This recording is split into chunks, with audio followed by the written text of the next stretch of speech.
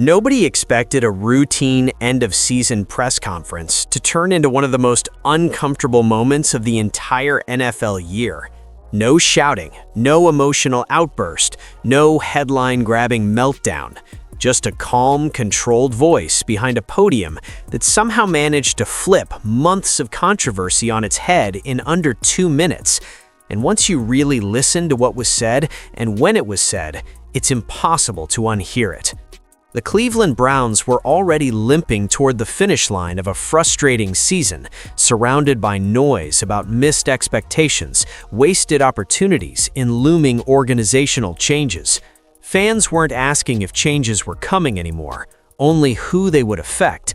And right in the middle of that tension stood Kevin Stefanski, a head coach whose decisions had become one of the most debated topics in the league. For weeks, the conversation had followed a familiar pattern. Why wasn't the rookie playing sooner? Why did the development plan feel so disjointed? Why did the public messaging never seem to line up with what showed up on Sundays? Those questions only grew louder as Shedeur Sanders finally stepped onto the field and immediately started doing the one thing critics said he couldn't: perform. Not perfectly, but confidently.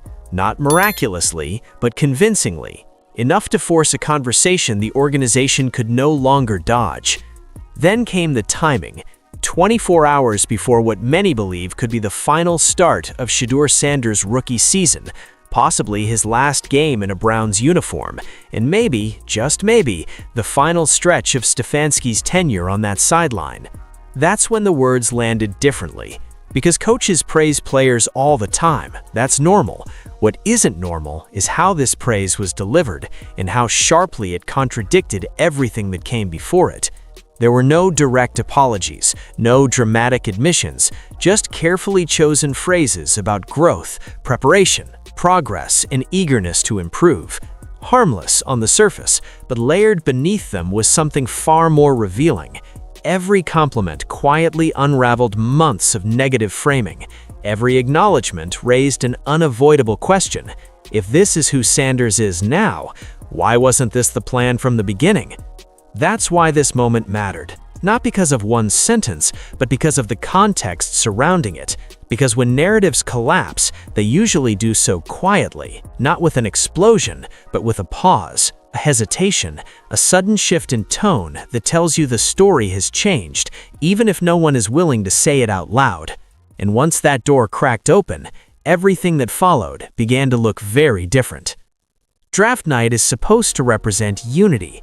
One decision, one direction, everyone pulling the rope the same way. At least that's how it looks from the outside.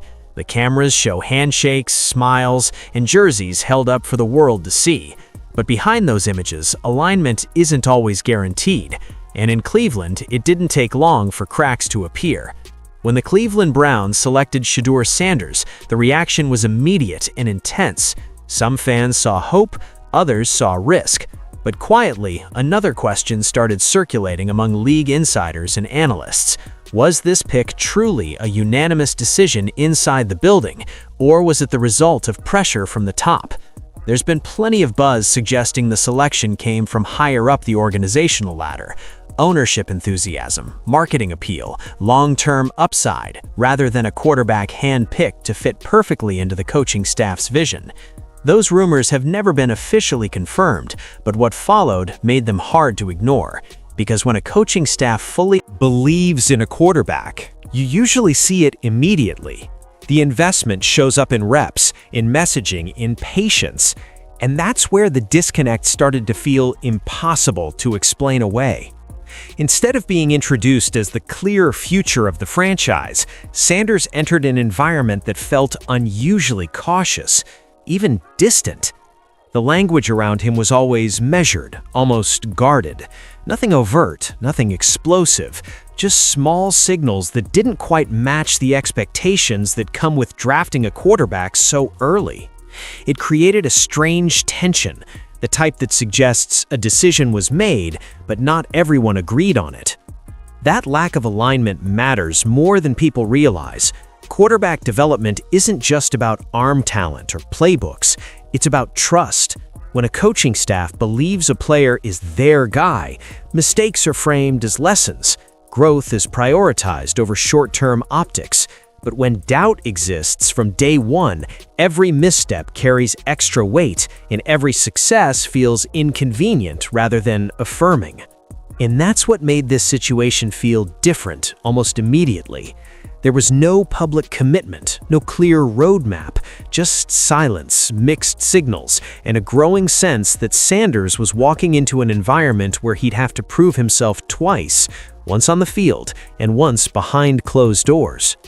What looked like a fresh start on draft night quickly revealed itself as something far more complicated, because sometimes the real story isn't about why a player was drafted, it's about what happens when the people responsible for developing him never fully bought in.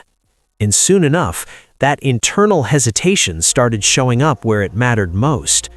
For rookie quarterbacks, practice reps aren't just routine work, they're oxygen. They're where timing is built, trust is earned, and confidence quietly takes shape long before fans ever see a snap on Sunday. That's why teams that genuinely believe in a young quarterback make one thing very clear early on. He's going to get work with the ones. Real work, meaningful reps that prepare him for the moment his number is eventually called. That's what made what followed in Cleveland so puzzling. Reports and on-the-ground observations suggested Shedeur Sanders wasn't being brought along in the standard way you'd expect for a highly drafted quarterback. Instead of gradually increasing first-team reps or building a clear developmental rhythm, he was consistently kept on the periphery, watching, waiting, learning theory without getting the practical repetitions that actually turn preparation into performance. To be clear, no team is obligated to throw a rookie into the fire immediately. Veteran bridges exist for a reason. But even when a rookie sits early, the internal process usually tells a different story. Young quarterbacks still rotate in with starters during practice. They still get meaningful looks. The organization still tests them. What raised eyebrows in Cleveland was how little of that seemed to happen. This wasn't patience, it felt like hesitation. And hesitation, especially at quarterback, sends a message whether anyone intends it or not. It tells a locker room who the staff trusts, it signals where the future really sits on the depth chart, and it quietly shapes expectations long before wins and losses ever force the issue. When Sanders wasn't getting those reps, it didn't just slow his development, it framed how he was viewed inside the building. What made the situation even stranger was the public messaging that accompanied it. There was no clear explanation, no articulated plan fans could point to and say, okay, that makes sense. Just vague references to development, readiness, and long-term thinking. The problem was that none of those explanations lined up with how quarterback development usually looks around the league, especially for a prospect carrying as much scrutiny as Sanders.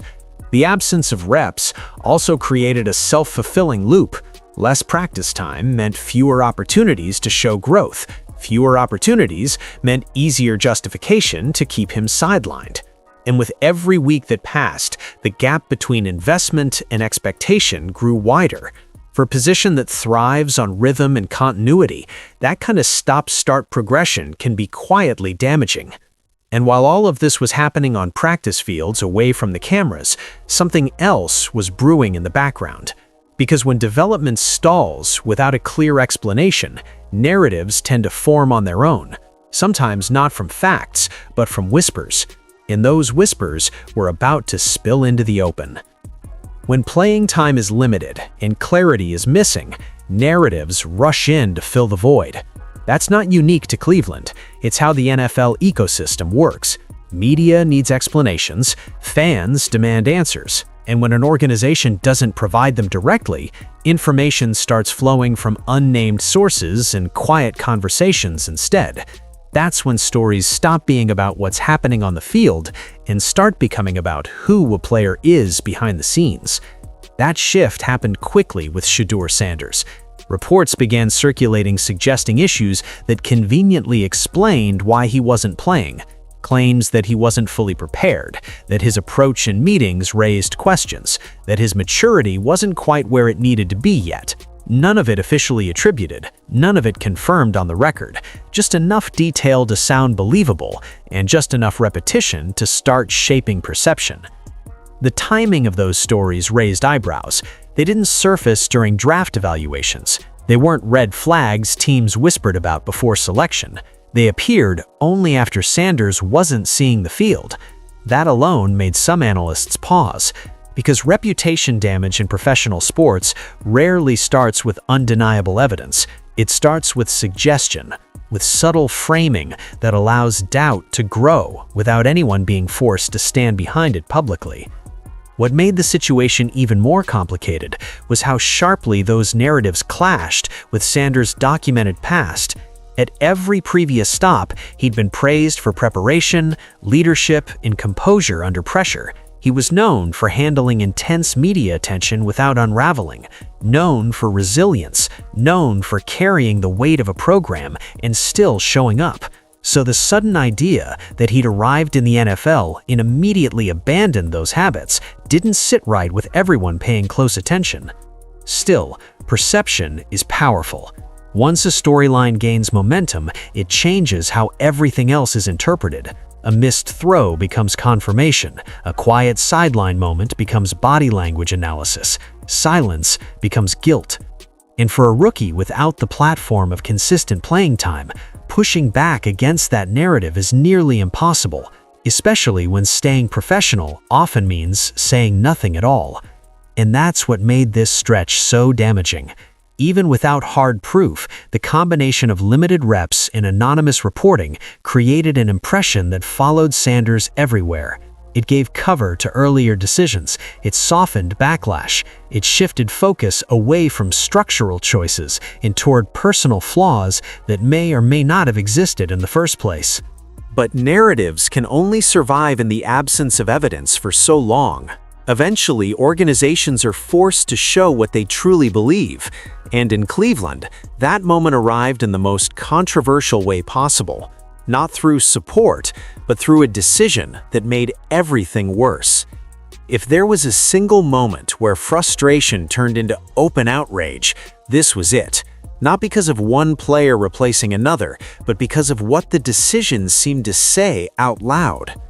When the Cleveland Browns finally reached a point where changes at quarterback were unavoidable, fans expected a clear next step. Injuries, inconsistency, and stagnation had created an obvious opening.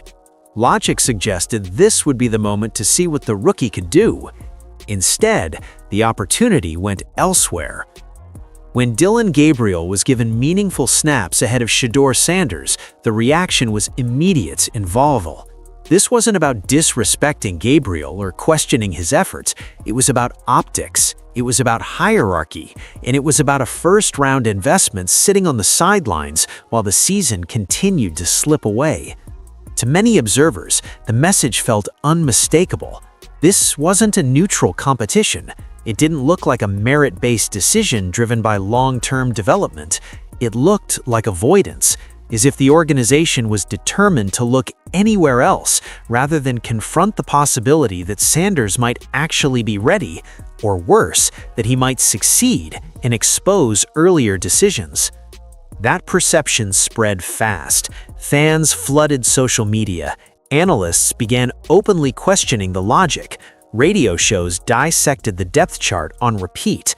The idea that a quarterback with less draft investment was seeing the field first became a lightning rod, not because of Gabriel himself, but because of what it suggested about internal priorities. This was no longer a quiet development debate. It became a referendum on trust, on whether the coaching staff genuinely believed in the quarterback they helped draft, or whether they were determined to validate an internal stance no matter the cost. Every snap Gabriel took intensified that question. Every stalled drive added fuel. Every lost opportunity magnified the sense that something deeper was driving the decision-making. And with each passing week, the margin for explaining it away shrank. The season wasn't being protected, the future wasn't being clarified. nothing was being gained except more confusion. That's when patience finally ran out. Public pressure reached a tipping point, and the conversation shifted from speculation to demand. Something had to change, and eventually, it did. When the moment finally came, it didn't arrive with ceremony, no grand announcement, no dramatic buildup, just a shift on the depth chart and a quiet acknowledgement that there was nowhere left to turn. After weeks of debate and mounting pressure, Shedeur Sanders was finally handed the offense, and in an instant, the entire conversation changed. What stood out immediately wasn't perfection, it was command. Sanders looked comfortable running the huddle, decisive at the line, and unfazed by the speed of the game. The things that were supposedly keeping him off the field, readiness, poise, awareness, were the very traits he showed first. He moved with purpose, processed quickly, and made throws that demanded respect rather than patience. Context matters here. Sanders wasn't stepping into an ideal situation. He was thrown into action with limited preparation, minimal first-team chemistry, and an offense that had struggled for consistency all season. That's usually a recipe for a rough debut. Yet instead of shrinking, he elevated. He extended plays with his legs when protection broke down. He delivered tight window throws without hesitation. And perhaps most importantly, he brought a visible spark to a unit that had been stuck in neutral for weeks. The turning point came in moments that don't always show up cleanly in the box score. A third down conversion under pressure, a broken play turned into a positive gain, a calm response after a mistake instead of spiral. Those are the snaps coaches usually point to when evaluating whether a young quarterback belongs, and Sanders passed those tests almost immediately. Then came the win that shifted perception across the league, a victory over Pittsburgh's Steelers. For a rookie quarterback, especially one stepping into division chaos late in the season, that result carried weight. Pittsburgh's defense doesn't hand out favors, yet Sanders stood in, took hits, and made plays. He didn't just manage the game, he influenced it. Suddenly, the earlier narratives felt hollow. The supposed concerns about preparation didn't match the decisiveness on display. The questions about maturity didn't line up with his composure under pressure, and the argument that he needed more time lost credibility with every snap. The evidence was right there, unfolding in real time. Perhaps the most impressive part wasn't just what Sanders did, it was how he did it. He played free of resentment. There was no visible frustration, no public airing of grievances, just professionalism. He took the opportunity and treated it like he'd been waiting all season for this exact moment. And once the tape was out there, it couldn't be erased, which made what came next feel less like evaluation and more like an attempt to explain the unexplainable. The words themselves weren't dramatic. That's what made them so revealing. When Kevin Stefanski stepped behind the podium ahead of the season's final stretch, nothing about the setting suggested controversy. Same room, same logo, same controlled tone coaches use when they want to say a lot without saying anything at all. But this time, the subtext was impossible to ignore. Asked about Shedeur Sanders, Stefanski didn't lean on the usual coach-speak deflections. There was no talk of process over results or vague references to patience. Instead, he focused on progress, on growth, on how Sanders was responding to coaching and improving week over week. Harmless phrases on their own until you stacked them against everything that had come before. Because every compliment quietly dismantled earlier justifications. Praising Sanders for taking instruction undercut reports questioning his preparation. Highlighting visible improvement raised questions about why that development curve started so late. Pointing to eagerness and competitiveness clashed directly with the narratives that had followed him for months. None of it was said directly, but the contradiction was obvious. Then came the moments that made the room shift. Stefanski acknowledged that Shedeur Sanders' performance against Pittsburgh mattered. He talked about how meaningful it was for a young quarterback to win a division game. He even contextualized mistakes, noting one interception as unlucky and framing another as part of the learning process. That's not something you do casually, especially late in a season filled with scrutiny. That's something you do when you're trying to reshape the story. What made it land so awkwardly was the timing. This wasn't week 2 optimism. This wasn't a mid-season evaluation. This came after months of limited reps, anonymous criticism, and controversial depth chart decisions. Suddenly, the same player who supposedly wasn't ready was being publicly defended. Suddenly, patience appeared. Suddenly, pride was being expressed. And just as important as what Stefanski said was what he didn't say. There was no explanation for why Sanders had been kept away from first-team reps, no acknowledgement of earlier decision-making, no direct confrontation of the leaked narratives that had shaped public opinion. The absence of those answers only amplified the weight of his praise. It felt incomplete, like the ending of a sentence everyone in the room knew how to finish. That's why so many people heard something else beneath the surface, not an apology, but the shape of one.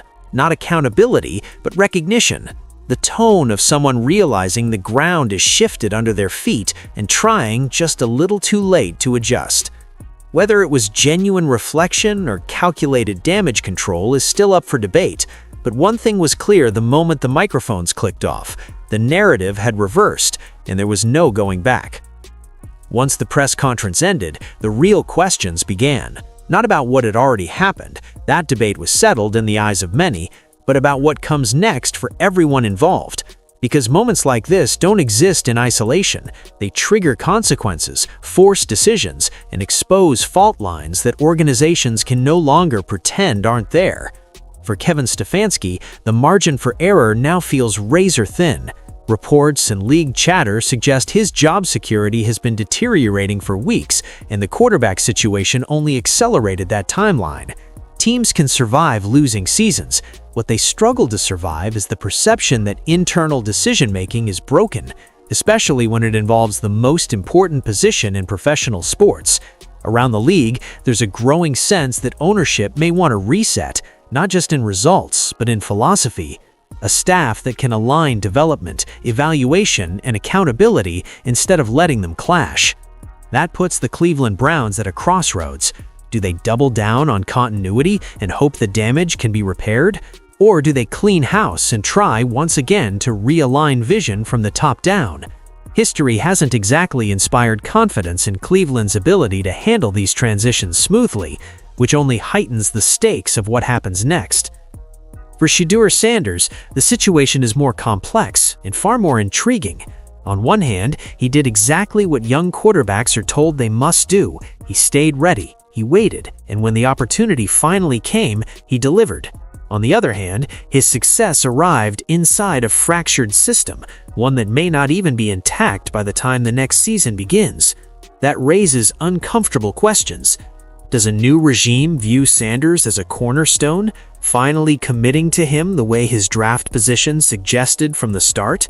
Or does he become collateral damage in yet another reset, unfairly tied to a season that never truly gave him a fair runway? Around the league, executives and scouts are watching closely. Some reportedly see a quarterback who thrived despite instability, a trait that doesn't show up in stat sheets but matters deeply in NFL evaluations. There's also the possibility of a fresh start elsewhere. Quarterback-needy teams are always searching for undervalued talent, and situations like this don't go unnoticed. Teams remember context, watch tape, and they understand the difference between failure and dysfunction. If Sanders is made available, it's widely believed he wouldn't stay on the sidelines for long. Zooming out even further, this situation reflects a larger issue the league continues to wrestle with. When organizations aren't aligned, young quarterbacks pay the price. Ego overrides patience. Short-term self-preservation replaces long-term planning, and careers are put at risk before they ever have a chance to stabilize. Sanders' season has become a case study in how fragile development paths can be when belief isn't unanimous. What happens next will define more than just one offseason. It will determine whether lessons were learned or ignored once again. And whichever direction Cleveland chooses, the ripple effects from this situation are only just beginning to surface. In the end, the most revealing part of this entire saga isn't about one press conference, one rookie, or even one head coach. It's about what happens when belief, alignment, and accountability fracture inside an NFL organization. Cleveland didn't just stumble through a difficult season, it unintentionally handed the rest of the league a cautionary blueprint of what not to do with a young quarterback. Shedeur Sanders was never just fighting for snaps, he was fighting for clarity, for consistency, for a development plan that matched the expectations placed on him the night his name was called. When that foundation never fully materialized, everything else became unstable. Practice reps felt symbolic instead of purposeful. Narratives replaced communication, and decisions began to look more like positioning than progress. What this situation exposed is a truth teams rarely like to confront. Talent alone doesn't fail quarterbacks, environments do. When coaching staffs and front offices aren't pulling in the same direction, young players are left navigating politics instead of progress, and no amount of late-season praise can undo months of hesitation once the tape tells a different story. For Kevin Stefanski, this chapter will likely define his time in Cleveland far more than wins or losses ever could. Not because mistakes were made, every coach makes them, but because of how long it took to acknowledge what was right in front of him. In a league built on adaptation, stubbornness is a quiet killer. And when reflection arrives only after pressure becomes unavoidable, it rarely feels convincing. The contrast between the two couldn't be sharper. One handled adversity with patience, professionalism, and composure. The other appeared to adjust only when the narrative became impossible to manage. That difference matters, not just to fans, but to front offices, locker rooms, and executives across the league who were constantly evaluating leadership as much as talent. Cleveland's unintended lesson is simple but brutal. If you draft a quarterback without full organizational conviction, you're already behind. Development can't exist without trust. Growth can't happen in half measures. And once confidence erodes, rebuilding it is far harder than starting fresh. Whatever uniform Sanders wears next season, the lasting takeaway is clear. He proved something that couldn't be undone, that he belongs, that he can handle pressure, that he can produce in chaos. Those traits teams search for relentlessly, and those traits tend to survive bad situations, even when organizations don't. As for Cleveland, this story will linger, not as a mystery, but as a reminder. In a league obsessed with quarterbacks, the teams that fail them often reveal more about themselves than the players ever do.